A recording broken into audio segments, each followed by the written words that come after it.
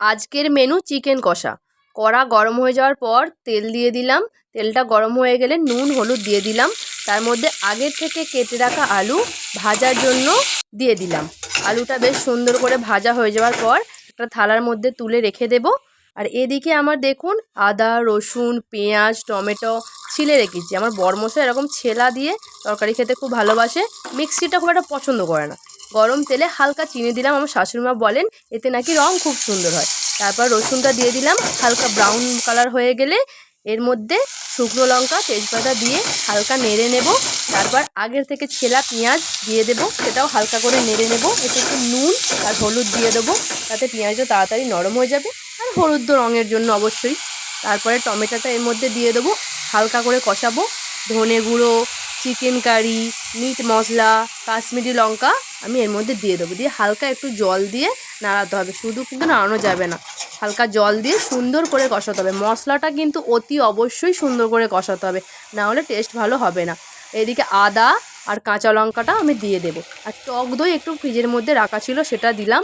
সব সময় হয়ে ওঠে না, কিন্তু টক দই দিলে খুব সুন্দর টেস্ট হয়। আগের থেকে ধুয়ে রাখা মাংস আমি এর মধ্যে দিয়ে দিলাম। এটা সুন্দর করে অনেকক্ষণ ধরে কষাতে হবে। যত কষাবেন জিনিসটা খেতে ততই বেশি সুন্দর হবে। বেশ কিছুক্ষণ কষিয়ে নেওয়ার পর আমি এখানে হালকা একটু জল দিয়েছি, কারণ না হলে ধরে যাচ্ছিল। তো খুব বেশি না, যেহেতু আমি কষাবো তাই জলটা অল্প অল্প করে দিতে হবে। এরপর আগের থেকে ভেজে রাখা আলুটা আমি এর মধ্যে দিয়ে দেবো। যেহেতু আমার এটা চন্দ্রমুখী আলু সেদিন ছিল না, জ্যোতি আলু করেছি, তাই আগের থেকে দিয়েছি। আপনাদের যদি চন্দ্রমুখী আলু হয় তাহলে একটু শেষের দিকে দেবেন, না হলে গলে ফ্যান হয়ে যাবে। আর যেহেতু এটা জ্যোতি আলু ছিল, আমি একটু আগের থেকে কষানোর জন্য দিয়ে দিয়েছি। এবার সুন্দর করে কষাতে হবে। সব সময় মাংস যত বেশি কষাবে তত সুন্দর হবে। আমি হালকা জল দিলাম, কারণ না হলে মাংসটা ধরে যাবে, সেই জন্য অল্প জল দিলাম কষানোর জন্য। বেশ কিছু কষানোর পর আমি এতে আমার যতটা প্রয়োজন জল দেওয়ার দিলাম। আপনাদের যদি মনে হয় কষা খাবেন তাহলে এত জল দেওয়ার দরকার নেই। এরপর আমি জল দিয়ে চাপা দিয়ে দিলাম। কিছুক্ষণ পর চাপা খুলে আমি নুন আরে চেখে দেখে নিলাম।